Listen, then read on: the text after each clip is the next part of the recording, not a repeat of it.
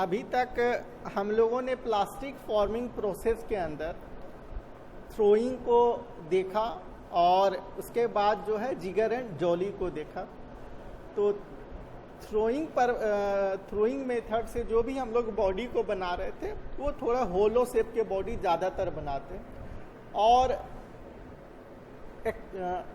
जिगर and jolly process से भी जो बॉडी बनाए वो भी कंटेनर वेयर टाइप के बॉडीज बन रहे थे ज़्यादातर, या कप्स बन रहे हों या प्लेट्स बन रहे हों।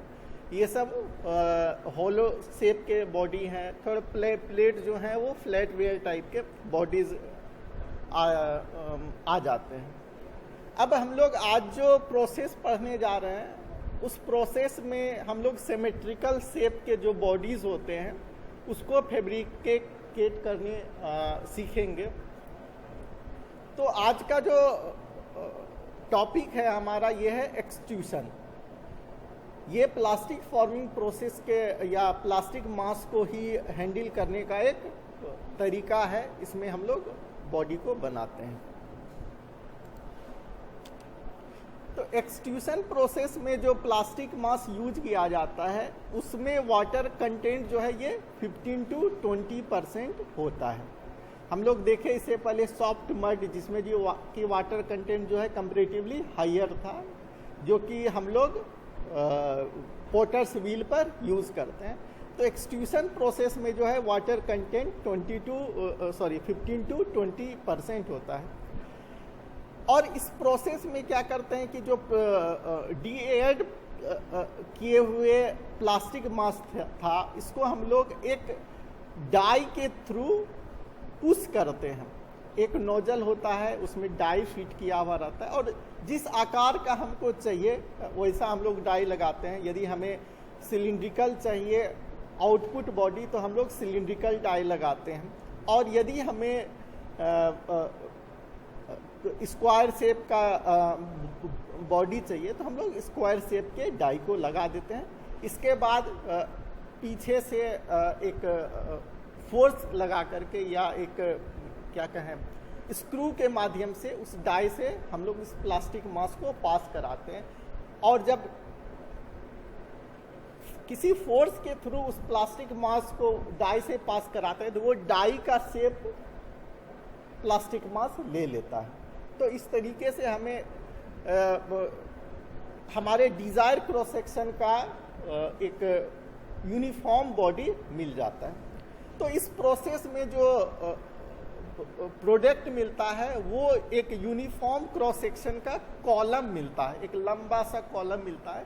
उसको हम लोग डिजायर शेप में कट कर देते हैं। डिजायर शेप में कट करने के बाद इसको फर्दर प्रोसेस की ज़रूरत यदि पड़ती है तो हम लोग फर्दर प्रोसेस करते हैं। मान लो कि इस मेथड से हम लोग इंसुलेटर बना रहे हैं तो इंसुलेटर को टर्निंग करने की ज़रूरत पड़ती है, कट करने की ज़रूरत पड़ती है स्पेशल शेप में, तो इसको हम लोग और भी प्रोसेस करते हैं। यदि हम लोग इस प्रोसेस से ब्रिक्स बनाते हैं तो हम लोग सीधे सीधे ब्रिक्स को कट करते हैं और कट करने के बाद ड्राई और फायर करते हैं।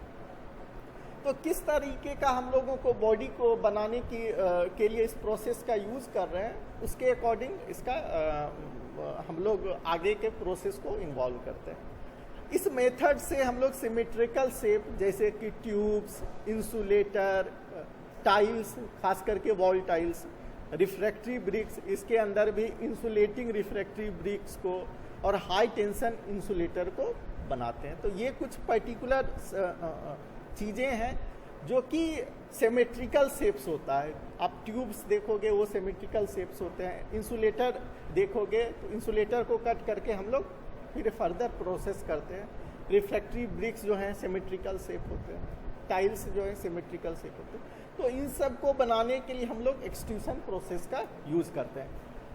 एक और भी मेथड्स होता है कि भाई इस प्रोसेस को हम लोग यूज नहीं करें, इंडिविजुअल डाई में फिल करके प्रेसिंग करें, तो वो भी एक प्रोसेस होता है। लेकिन ये प्रोसेस चूँकि कंटिन्यूस प्रोसेस है, एक तरफ से हम लोग प्लास्टिक मास को चार्ज कर रहे हैं, दूसरी तरफ से हमारा प्रोडक्ट बन के निकल रहा है, तो ये काफ़ी जो है स्मूथ और स्पीड प्रोसेस होता है, काफ़ी स्मूथ और स्पीड। जबकि हम लोग कास्टिंग प्रोसेस में देखें कि पहले जो है वो कास्ट हो रहा है बॉडी, फिर ड्राई कर रहे हैं, निकाल रहे हैं, या प्लास्टिक फॉर्मिंग और थ्रोइंग और जो भी प्रोसेस था उसमें देखे कि एक डाल रहे हैं उसको प्रोसेस करके फिर निकाल रहे हैं, फिर डाल रहे हैं, निकाल रहे हैं।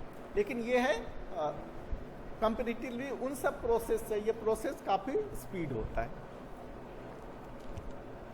तो सेकेंड वाले फिगर में देखिए कि इसमें जो है एक मोटर लगे होते हैं और वो मोटर स्क्रू को रोटेट करते हैं, स्क्रू को रोटेट करते हैं और हॉपर से हम लोग प्लास्टिक मास को चार्ज करते हैं। हॉपर से चार्ज करने के बाद ये थ्रॉट एरिया से इस बैरल के अंदर एक सिलिंड्रिकल बैरल होता है, बैरल के अंदर जो है आ जाता है और स्क्रू की मदद से ये फिर आगे की तरफ मूव करता है। जैसे जैसे आगे की तरफ मूव करता है और सबसे लास्ट एंड पे डाई लगा होता है और जिस तरह का हमें बॉडी चाहिए होता है उस तरह की उस शेप और साइज का हम लोग डाई लगाते हैं और डाई से पास होने के बाद ये हमारा नेक्स्ट जो है उस डाई के नेचर का, उस डाई के शेप का बॉडी का फॉर्मेशन हो जाता है। इसमें देखिए हम लोग एक सिलिंड्रिकल जो है ये प्लास्टिक मास को चार्ज कर रहे हैं और डाई जो है हमारा वो एक 5 एज शेप का ये है और जब इससे पास करता है तो इस 5 एज शेप का ही 6 एज शेप का ही ये हमारा फाइनल प्रोडक्ट बन जाता है। तो ये तरीका था एक्सट्रूशन प्रोसेस में। ये एक लिंक दिया हुआ है आपके स्लाइड पर, इस लिंक में आप जाके भी देख सकते हैं वीडियो में यूट्यूब पर कि कैसे हम लोग प्रोसेस को अपनाते हैं। Thank you.